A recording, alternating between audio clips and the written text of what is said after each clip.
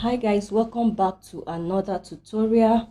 I hope you guys are doing good, and I want to thank you all for your support on this channel.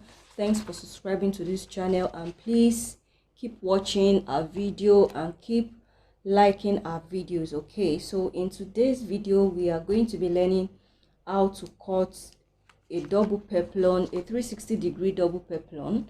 So I'm going to show you some calculations you need to take when making a double peplum, which is 360-degree double peplum.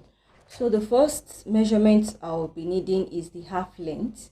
Okay, you need the half length and you need the blouse length. I hope we understand.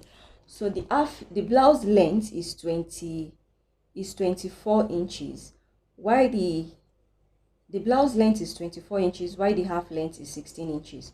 So if I take away 16 inches from 24, I'll be left with 8 inches.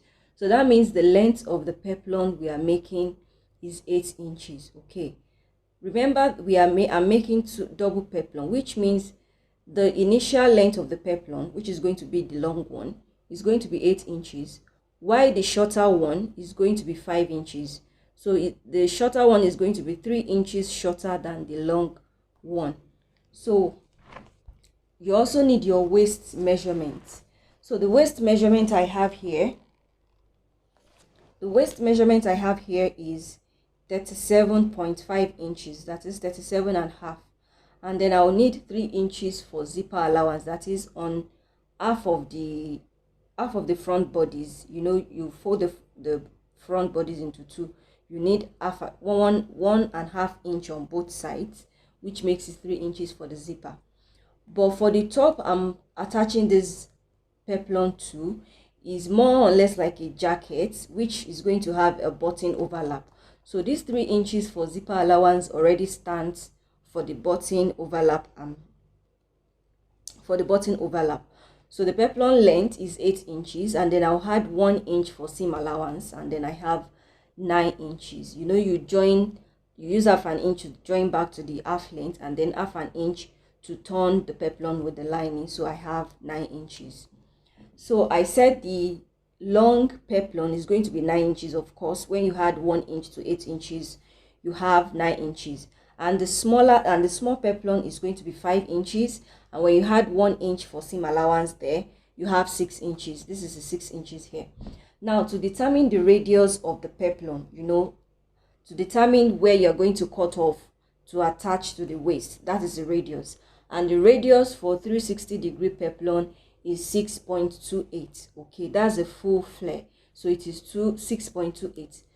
Now what you would do is to add your waist measurement plus zipper allowance or button overlap.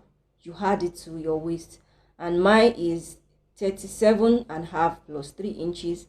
I have 40.5. So 40.5 divided by 6.28, I have 6.5. So that means the long peplum is going to be 6.5. Now if the small peplum and the long one, let's say the short peplum and the long one, if you are going to be having the same thing at the waist, then 6.5 inches is going to be the radius. But I'm going to insert the picture here so that you see that the short peplum, the one on top, kind of have a pleated allowance on it, but the longer one is just the normal measurement, while the small one has pleated allowance on it. So this 6.5 now is going to be the radius of the long peplum that I'm going to cut. Okay, so now for you to now know how much fabric you need to cut out, you now need to add this 9 inches for the length of the long peplum. You need to add it to the 6.5 inches radius, and I have 15.5 inches. When you already fold the fabric into 4 is what will give you 15.5 inches.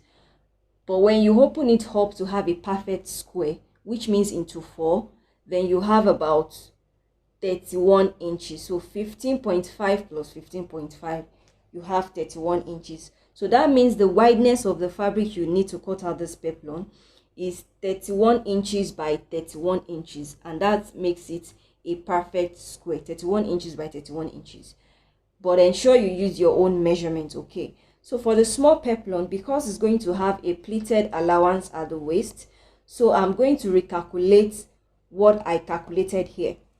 So for the small peplum, we already know that the waist 37.5 plus 3 inches is 40.5.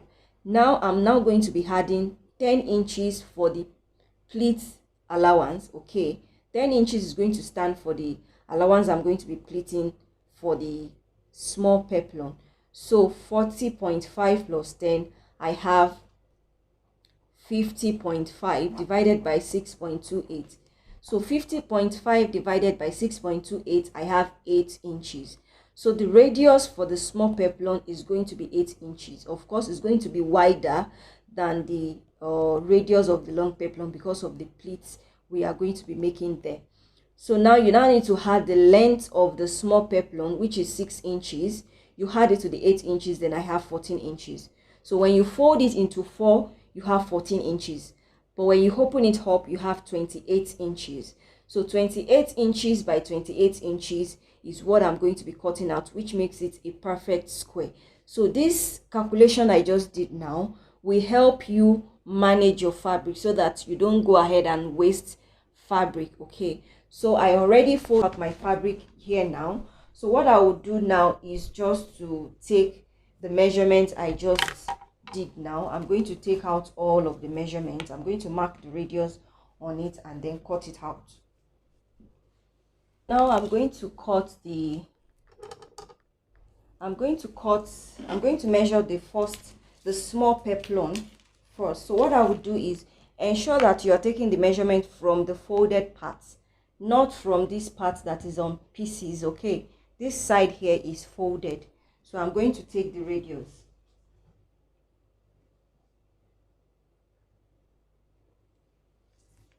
So the radius is 8 inches. I'm going to mark 8 inches all around.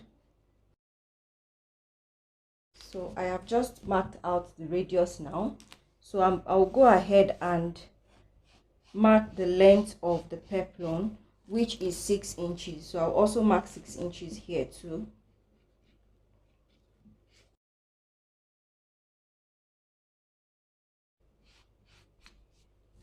So I have marked out 6 inches as well. So I'll go ahead and cut this out now. So you need to cut one side open. One side has to be open. So I'm going to cut one side open. And so this is it. One side is open, and this open side is the side that is going to serve as either your zipper allowance or your button overlap. Okay, so this is it. I'll go ahead and cut the other one too. So the radius for this one is 6.5. The radius for this is 6.5. So I'm going to measure 6.5 here now.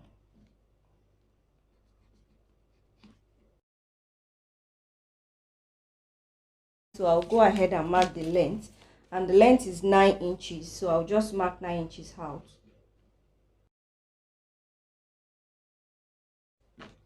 So this is it. I'm also going to cut one side open as well, just like I did for the first one. So you can see this is what her peplum look like. So I'm just going to place this smaller one on it as well so that you can see what it's going to look like. Remember that we are going to be pleating the allowance here. I'm going to be pleating some allowance here, so that is why this side is kind of like more than the front side. So this is what it's going to look like. I'll go and iron my interfacing and then turn it with the lining, and then I'll show you what it looks like. If you want to know how I attached crinoline to the peplum, I'm going to be linking the video in the description box below. So I have attached crinoline and lining to this peplum, and I gave it a good press. So guys, thanks for watching this video to the end. Don't forget to subscribe, like and share this video. Bye.